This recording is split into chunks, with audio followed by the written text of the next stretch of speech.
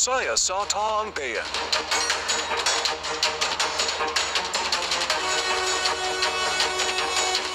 The place of happiness and essentials.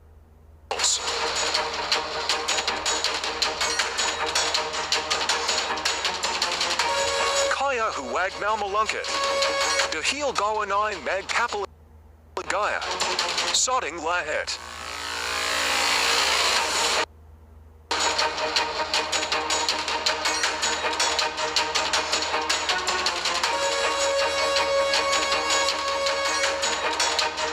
Ninong TV proudly presents. On this video vlog, you will discover the real action of the king of Philippine business Henry C. on how he created his SM Supermalls.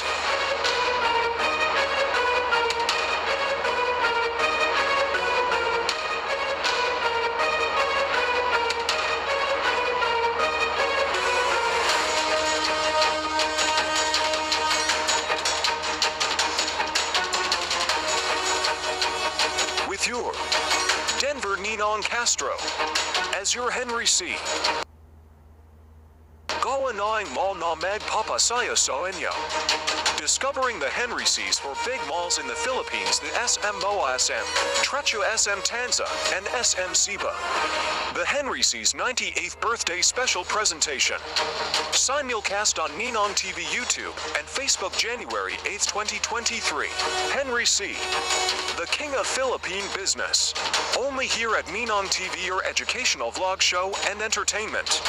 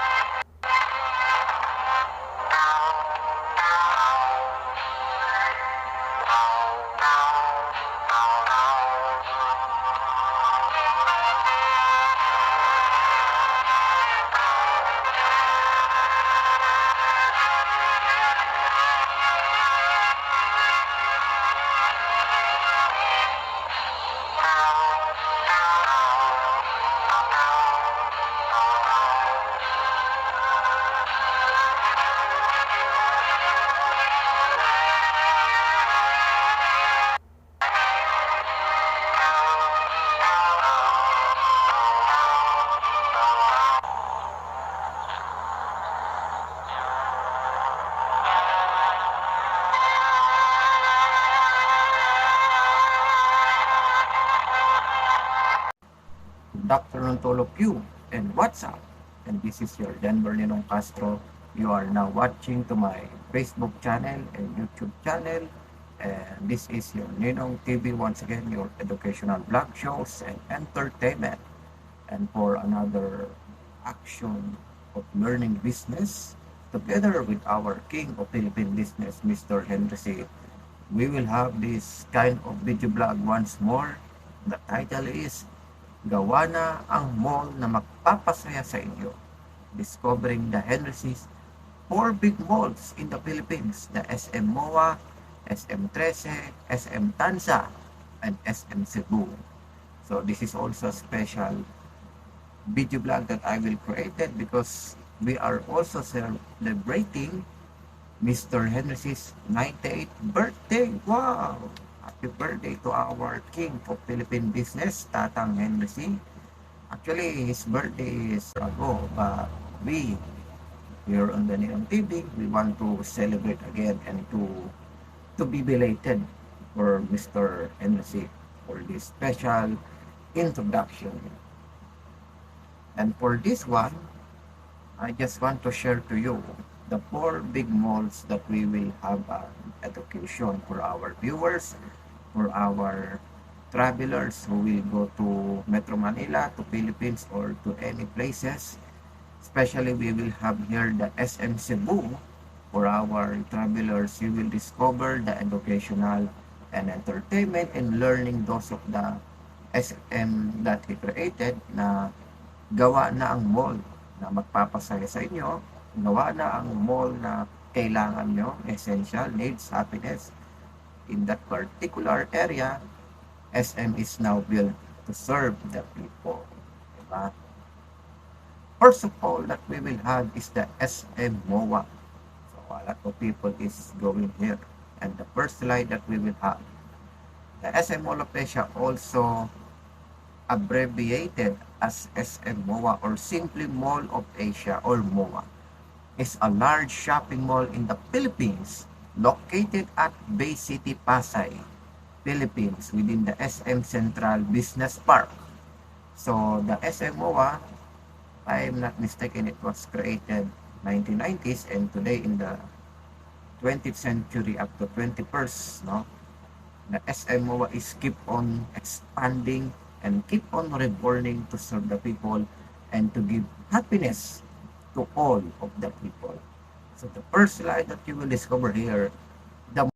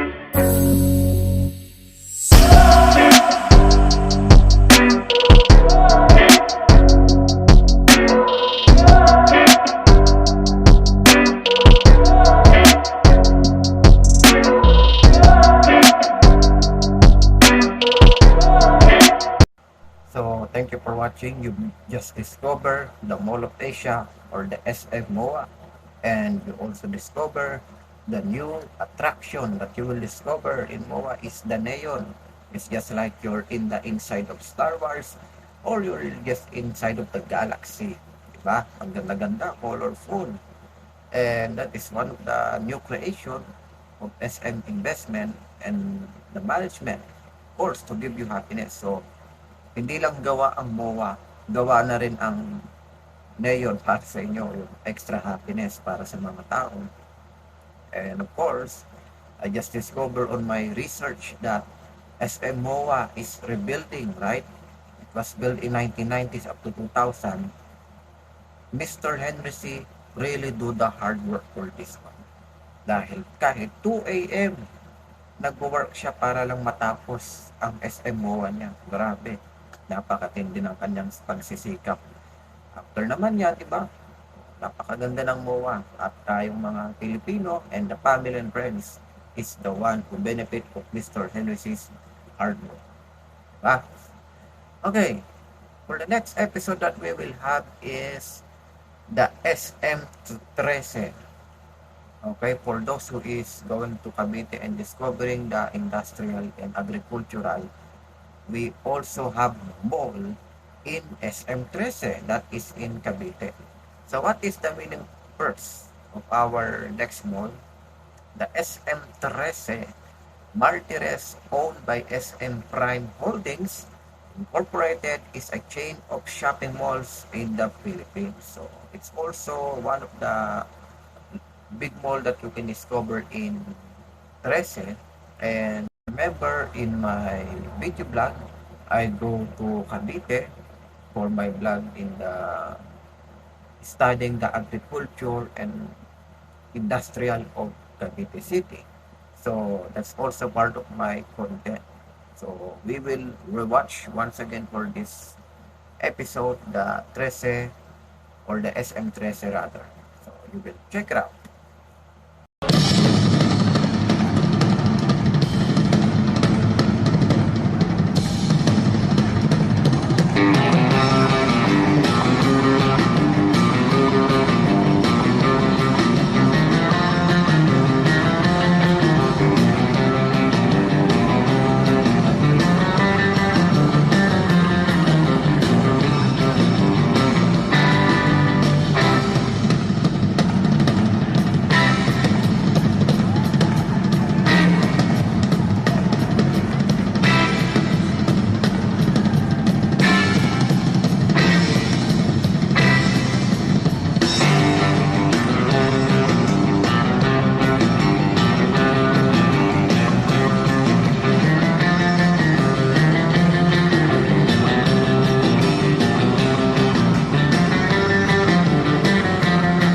Iniso, iniso, iniso.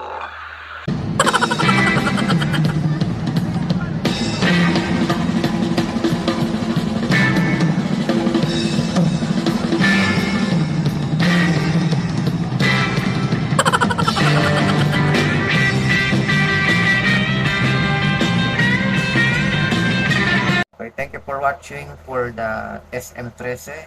This is also a form of educational and a guide for our tourists.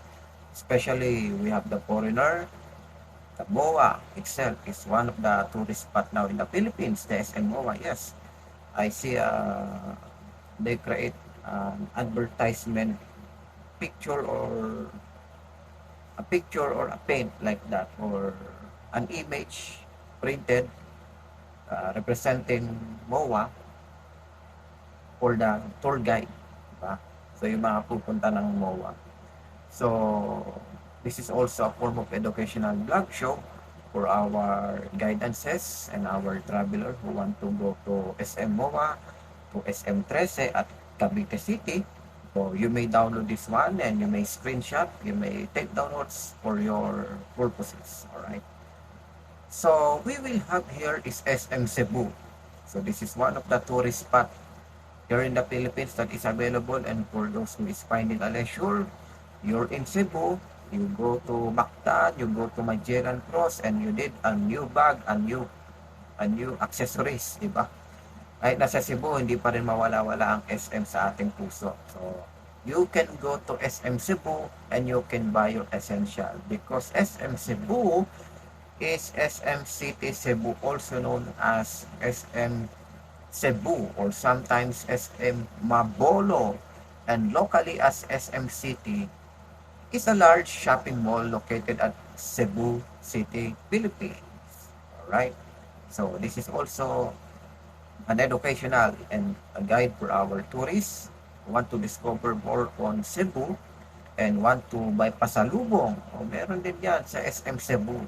You can still feel that you're in that country or in that place rather. So check it out, the SM Cebu, one of the largest mall of Mr. Henry C. Gawa na ang mall ng Cebu.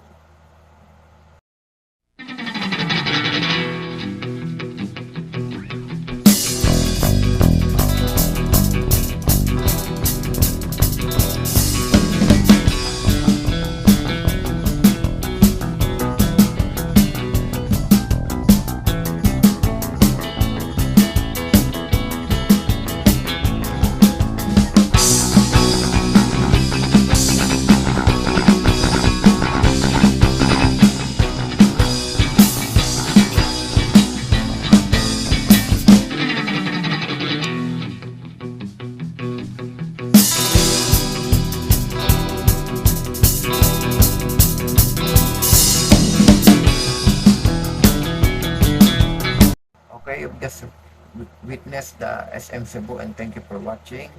And a trivia that I want to give to you. The SM Cebu is created since 1990s also, just like SM But the renovation of that particular, di ba yung SM Cebu parang MOA na rin. Kasi meron silang Rubik's Cube. If MOA have the globe, the SM Cebu have the Rubik's Cube, diba? So that was they created or they renovate that in the year 2013 or 14, mga ganon. Ay nagawa na yung mas pina-improve na SM Cebu. The SM Cebu in 1990s is only a regular mall, but because of the millennial people and the Gen Z generation, Henry C created a new way or a new attraction because Cebu is one of the tourist spot in the Philippines, and Henry City, to support our Philippine economy in the tourists, he created the SM Cebu to more enlightened. Diba? Ang ganda-ganda, nakaka-enjoy. Sininong nyo hindi pa nakakapunta dyan, ha? Baka isipin nyo, pumunta na ako, no? It's not yet pa. In the future, no? Baka mapuntahan ko din. Tapos gagawa natin to ng part 2, diba? Ninong goes to SM Cebu of Mr. Hennessy, or gawa ng mo na mapapasaya sa inyo part 2 because of Ninong's discovery in SM Cebu. Diba? Mas lalong mapipil natin mag-tour guide sa mga pupunta ng Cebu. Okay. The last but not the least here is SM Tansa. This is one of the most trending and breaking news because SM Tansa is the 80th mall here in the Philippines that you can discover. Wow! That is also located in Cavite. Tansa, Cavite. So, what's all about SM Tansa? SM City Tansa is SM Prime Holdings 80th Super Mall. Wow! This is also the 7th mall in the province of Cavite. So this is also a great mall that you can discover in Cavite after you go to SM 13. I want you to try the SM Tansa. Diba? So this is also one of the creation of the C family and to give you happiness.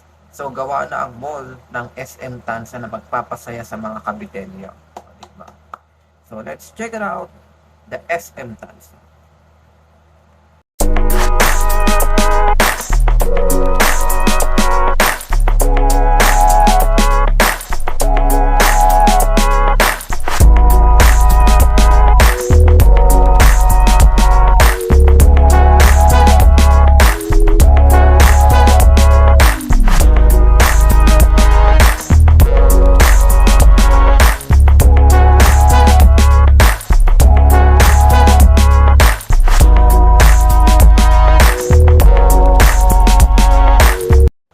Just discover the 4 big malls here in the Philippines that you can discover in the region and the provinces and the cities.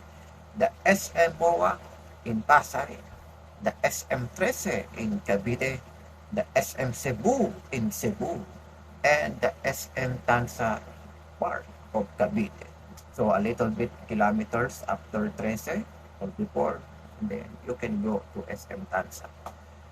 For the next episode that we will have is the CSR, of course. The 4 places that I state is not only to create prosperity and happiness, but to create a blessing and to create helping for our Filipino people and for those who need. Mr. Henry C. is totally blessed because he has that 4 malls, gawa ng mall na magpapasaya sa mga tao, and of course, the CSR. Gawa na rin ang CSR na tutulong sa taong bayan. Okay? So, you will check it out. And also, your Ninong and Baby Princess donate in the 2 organization. Wow, this is also fantastic because we do the lesson of Mr. Henry C. Diba? Sa video vlog na to, may matututunan kayong CSR. Not only to discover the empower and the richness of Mr. Henry C. But you will also discover the good heart that he is sharing to all of the people. And me and Baby Princess also doing CSR. So nakapag-donate kami ng halos 200 pesos of CSR. 2 bag ng coins and then a paper money in the GCash dun sa aking kaklase na may church organization. So we help for that organization para sa mga kabataan na mabigyan ng pagkain, and then magabay ng ating mga brothers and sisters to discover the gospel of the Lord and Jesus. So, we do the CSR of Princess here, and we just also want to share that we can also do a special helping, di ba? Kahit hindi pa tayo billionaire like Mr. Henry C. It doesn't matter if you're a rich or a poor or a simple family rather, di ba? Lahat kayang tumulong, lahat kayang magmahal, mag-serve, to help others and to bless others, di ba? So kung ano man makakaya natin, anong meron tayo, let's give it because that is the will of the Lord, di ba? Diba? Sabi nga sa Corinto, and we have to give with a smile, di ba? Kasi si Lord, i-bless niya yung mga cheerful giver. And that's the one. Mr. Henry is still blessed kasi masaya siya nagbibigay. Dumadami blessing niya, dumadami rin yung mga tutulungan niya tao. So, check it out. The SMCSR and also your Ninong and Baby Princess do a special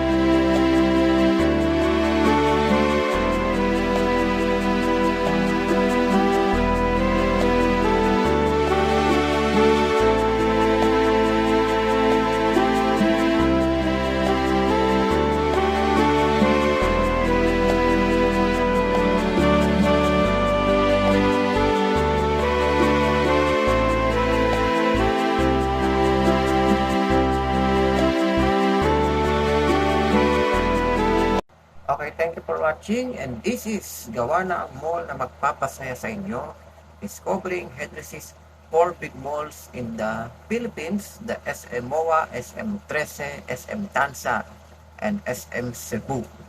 So, you've just discovered the CSR, talagang napakasaya, napakasarap sa feeling, di ba, na makapag-share tayo. You've just discovered the CSR of Mr. Henry C, helping people, giving joy, giving hope, di ba? Talagang they are not only created the 4 malls in the Philippines, but they also created a CSR sa nasasakupan nila. So sabi nga sa Corinto chapter 9 verse 7, ang mapagbigay na masaya ay ibe-bless palalo. So a cheerful giver will bless more by the Lord. Dahil kay Lord naman talaga lahat ng blessing natin. Even Henry's property, di ba? Lahat yan galing kay Lord. Kaya, sineshare niya sa mga taong bayan, kahit sino ka man, and for those who is needing, talagang nandyan ang SM Foundation, SM Group of Companies of Mr. Henry C. Diba? So talagang Mr. Henry C. state of his mind and his life na baliwala lahat ng kayamanan ko sa mundong ito kung hindi ko man lang ma-share sa taong bayan, di ba? So I want to share those of the people who really needs. I am totally blessed, ang dami kong properties. I want to bless others, di ba? Kaya mga sports car ko yan, house and lot ko, mga kotse, mga properties, lahat yan, material yan. Baliwala kung hindi natin ma-share ang ating yaman. Let's share what we need. What we want is let's share for the people. Because that is the real meaning of Christmas. Hindi lang tuwing December sineselebrate ang Christmas. It must do every day because we have the Jesus that give us the everlasting love and to care the people and to give prosperity and to bless, di ba? Yung mga kailangan ng tulong. Tulungan natin. So thank you for watching and see you for another moment that we will have for this video blog. Like, comment, and share. And I just said a while ago, this is, you can download, yes, you can download and you can own this. You can post on your own social media platform. You download through MP4 and then you post on your own FB or YouTube. Bahala na kayo dyan. Basta ma-promote ang channel natin and pay for as low as 150 pesos. 80 pesos more screen record from first slide up to end slide. Just PM me in Facebook Denver Ninong Castro and I will chat with you kung anong process ang inyong mabayad through GCash o Maya for your educational purposes, entertainment, and for your research. You may get this one.